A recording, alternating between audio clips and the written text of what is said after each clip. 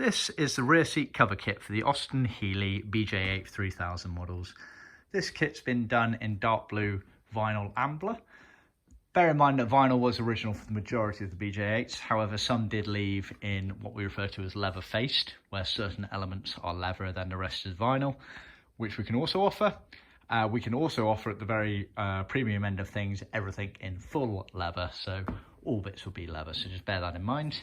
It's also worth keeping in mind that there is a carpet element to this kit as well, and for that we can offer nylon, carvel or wool, so just keep all of that in mind. Fairly big kit. All of these bits up here are pre-cut loose bits of material used to recover elements of the bodywork and also the folding rear shelf. So these bits here with the archway, they are for where the cushion base tractor seat pans go on the rear deck area. So it's just material pre-cut, slightly oversized to make it a bit easier to fit into the car. And they basically cover that rear shelf area where the cushion base seats sit, these bits here. That big piece of foam, that is for padding underneath it. Moving a bit further back, all of these pieces here are used for the folding rear shelf backrest. So on the BJ8s, they used a rather unique backrest. So when it was up in place, it was seen as a backrest for the rear seats, but then it had two tabs, leather tabs, I'll come to that in a second, that held it up in place. When they were taken off, it folded down and created a luggage shelf behind the rear seats for you to store some luggage on, which was carpeted, which is that piece there. So these are all pre-cut materials to cover all of that element of the woodwork there. These foam bits here, 1 and 2, they're used to pad out some of that woodwork prior to trimming in the material. And then this slightly thicker foam here, as you can see, it's a bit thicker, is used to pad out the backrest element, so when it's up in place. See the other video on our website, which shows a fully trimmed version of that folding rear shelf for a bit more detail. This leather tab here, one, it's worth noting, it was always leather, so regardless what the other materials were on the rear seat, this bit was always leather. So we supply this as standard in our kit. It's a leather tab, it has the holes put in them for the fixings, but does not include the fixings, keep that in mind. And you simply chop that in half, and that becomes the two tabs that are trimmed into the folding rear shelf that allow it to stay up in place and stop it from collapsing down, revealing the rear shelf. So that's all of those loose bits there. Now on to the other bits and bobs. So as mentioned, you have this carpeted rear shelf, which was sort of folded up. This one here has been done in nylon to match the customer's main trim carpets at his request. As mentioned earlier, we can also offer in carvel or in wool, so see our website for details. Colour options do vary quite significantly between the three options. Wool gives the most colour options, so keep that in mind.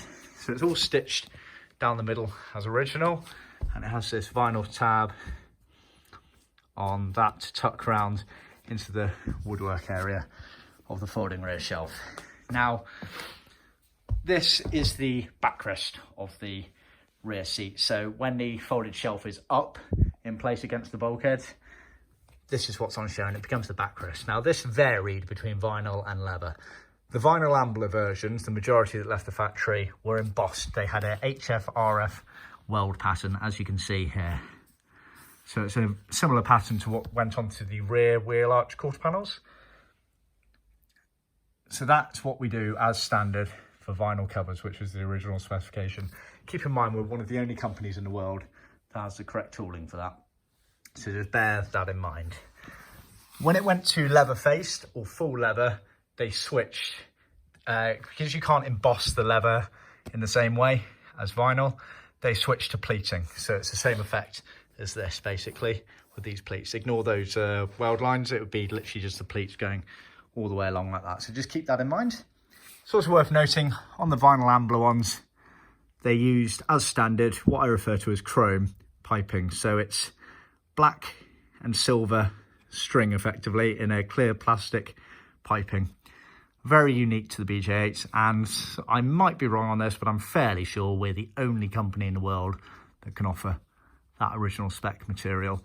It's worth keeping in mind and very well documented in some of the books about the Austin Healeys. this often turned a yellowy gold after exposure to the sun. So a lot of people incorrectly think they're looking for a gold style piping. They're not. You're meant to be looking for a silvery chrome piping, and it just turns gold over time. Keep that in mind. Then you've got the Detractor seats. So these are always pleated, as you can see. We do genuine tuck and roll pleats, as you can see, like that. And on the pleated panels, again, for the vinyl Ambler versions, you had these small little squares embossed into them. Same as on the front seats. So again, that was only applicable to the vinyl Ambler versions. When they did leather or leather-faced versions, they were just plain pleats. So keep that in mind.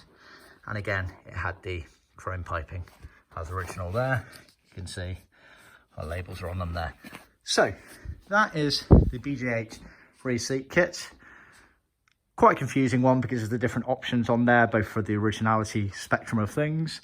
So just see our website for a few more details, and feel free to pick our brain. And when it comes to trimming, certainly the rear backrest, it is a complicated piece.